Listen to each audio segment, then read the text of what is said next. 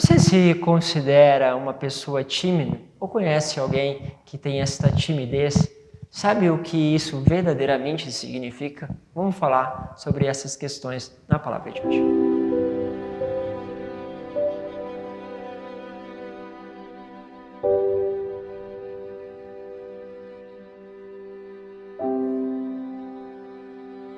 Em nome do Pai, do Filho e do Espírito Santo. Amém. Que bom ter a tua presença. Estamos aqui fazendo todos os dias este caminho com a palavra. Você está chegando a primeira vez, se inscreva e participe conosco. Lembre que nós temos os grupos de WhatsApp na descrição e por isso, se você quer receber diretamente as homilias no seu WhatsApp ou no Telegram, pode se inscrever aí nos grupos da inscrição, tá bom? Na descrição, perdão. Vamos pegar hoje a palavra que está em 2 Timóteo, capítulo 1, do versículo 1 ao 8. A palavra diz o seguinte: Paulo, apóstolo de Jesus Cristo, pelo desígnio de Deus, referente à promessa de vida que temos em Jesus Cristo, a Timóteo, meu querido filho, graça e misericórdia e paz de Deus Pai e de Jesus Cristo nosso Senhor. Dou graças a Deus a quem sirvo com consciência pura, como aprendi dos meus antepassados. Quando me lembro de ti, dia e noite nas minhas orações, lembro das tuas lágrimas, sinto grande desejo de rever-te e assim ficar cheio de alegria. Recordo-me da fé sincera que tens, aquela mesma fé que antes tivera a tua avó Lloyd e a tua mãe Eunice. Sem dúvida, assim é também a tua. Olha que bonito. São Paulo começa a agradecer. Quantas vezes nós precisamos começar um diálogo em agradecimento àquela pessoa, em olhando para aquela pessoa, dizer também tantas coisas boas. A gente convive tanto tempo com uma pessoa, mas a gente não diz uma só palavra, né? Uma só palavra agradável àquela pessoa. Nós não agradecemos, não por mentiras, meus caros, com a verdade, com aquilo que aquela pessoa te ajudou, por aquilo que ela fez. Faça também este caminho, fale com essas pessoas que estão perto de você. Não precisa esperar que elas estejam longe para manifestar o seu agradecimento a essas pessoas. E ele faz isso a Timóteo, da qual nós comemoramos hoje a sua memória. E ele continua: sem dúvida, assim também é a tua fé.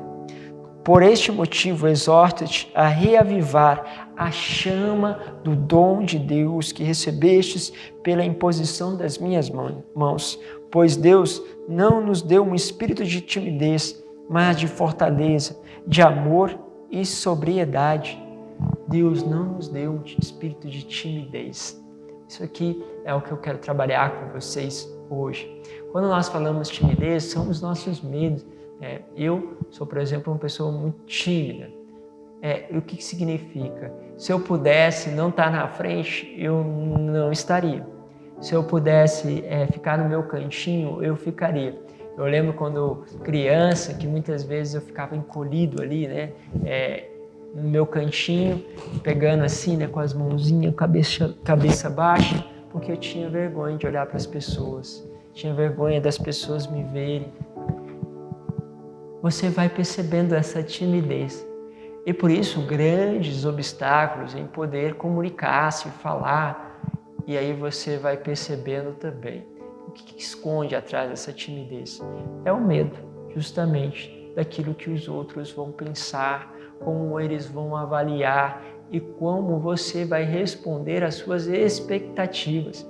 Às vezes as expectativas dos outros são tranquilas, mas as suas expectativas são grandes. E para não correr o risco de fracassar, de não corresponder às expectativas dos outros ou às suas, para você é mais cômodo muitas vezes se colocar à parte. Se colocar de um modo que você não precise passar por essas avaliações. Então, é isso que passa na cabeça. Eu acho que eu posso falar com uma certa autoridade, porque tenho esse espírito, ou seja, esse impulso interior, esta coisa de poder querer, poxa vida, a palavra que eu estou dizendo não saiu tão legal, as expressões que eu disse não foram boas, teve essas repetições. Vocês imaginem, por exemplo, que eu geralmente não assisto os vídeos que eu faço, porque se eu assistir, me causa tanta dificuldade. Por quê? Porque eu começo a ver os erros, as falhas, a palavra que foi errada, aquilo lá que não foi bem colocado, isso aqui que faltou, aquilo outro que dá uma outra interpretação. Eu começo a fazer um monte de coisas que no outro dia eu não quero gravar mais. Então o que eu faço? Muitas vezes eu não assisto. Né? Depois até fiz uma promessa a Deus, falei assim, vou assistir os vídeos. Ou seja, foi uma penitência. Por quê? Por causa da minha avaliação e daquilo que também eu me cobro e depois o que eu acho que eu não vou atendendo às expectativas, entende? Então a timidez tem por trás isso, isso tem uma palavra, chama-se orgulho, soberba.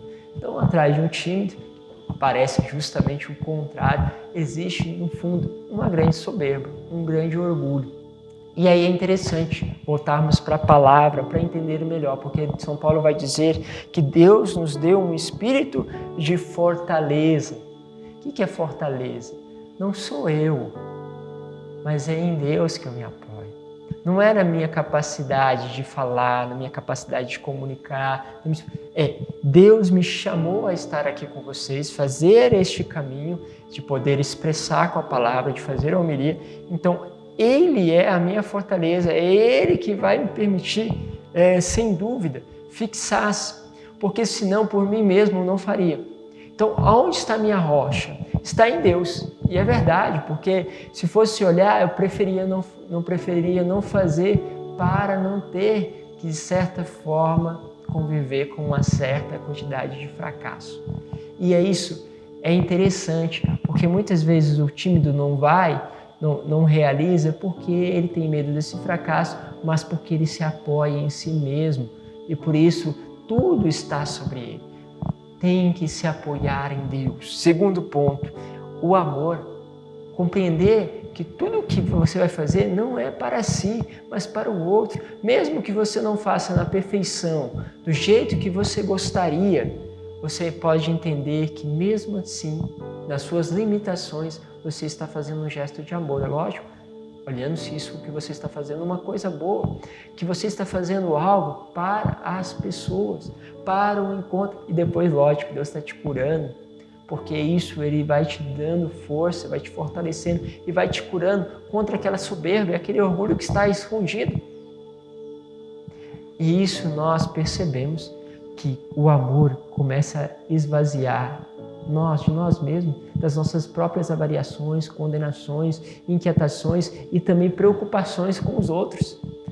Terceiro ponto, ele vai falar sobre esta dimensão da sobriedade, ou seja, do equilíbrio. O sóbrio é aquela pessoa equilibrada. Quem não é sóbrio, ou seja, quem está embriagado, está desequilibrado, vê as coisas de uma forma equivocada. E nós, muitas vezes, olhamos de forma equivocada. Pensamos que os outros estão pensando e, na verdade, não estão pensando, não. Pensamos aquilo. Então, a gente fica desequilibrado. Por exemplo, temos a tendência a achar que todo mundo está achando ruim, né? Que não está sendo bom. Então, um lado totalmente pessimista. Tem aqueles que, quando não são tímidos, às vezes caem no lado oposto, né? Quando a pessoa acha que todo mundo está achando maravilhoso, que você é excelente, e quando não é. O que é o sóbrio? O sóbrio é aquele que tem consciência das suas limitações e tem consciência dos dons de Deus. Assim, ele sabe que muitas vezes vai fracassar, mas que muitas vezes também o dom de Deus vai operar e que o fracasso muitas vezes vão ser compensados pelos dons de Deus, pela graça de Deus, e aquilo que parecia ser ruim, às vezes tem uma repercussão muito grande, tem uma força muito grande. Quantas vezes aqui, trabalhando com vocês, vivendo essa experiência, né, já faz mais de um ano, algumas homilias eu falo, nossa, não foi boa. Mas essa alcança mais pessoas. E às vezes aquela, nossa, essa foi muito boa, essa foi muito, muito interessante. E de repente você vê que ela não tem repercussão, não alcança os corações. Provavelmente porque veio mais da relação humana, daquilo que é a capacidade humana, do que do dom de Deus. E aí você percebe que muitas vezes o dom de Deus vai se apresentando. E aí a sobriedade, ok? Então, para quem passa por este caminho, ou você que conhece alguém, tenta trazê-la, sobretudo, a consciência de que é Deus que realiza as coisas. Segundo, de que em cada passo, mesmo que não seja nem a aquilo que os outros esperam, nem o que você espera, há um bem sendo realizado ali, há um amor e que deve se colocar o olhar sobre o amor. E terceiro ponto, a sobriedade. Todo mundo tem acertos e erros, até mesmo as pessoas que você tem com maior admiração. Se você prestar atenção, você vai perceber que ela tem os seus limites e também tem os suas graças, os seus dons. E ali está a beleza do equilíbrio, da sobriedade. Então pedimos isso a Deus, depois a palavra vai encerrar dizendo: não te envergonhes do testemunho de nosso Senhor, nem de mim, seu prisioneiro, mas sofre comigo pelo Evangelho, fortificado pelo poder de Deus. Ou seja, fazemos tudo isso olhando, direcionando para o testemunho de Cristo. Então faço aqui a homilia para o testemunho de Cristo. Vou lá no meu trabalho para o testemunho de Cristo. Vou lá para a palestra, testemunho de Cristo. Porque o que está testemunhando? A força de Cristo.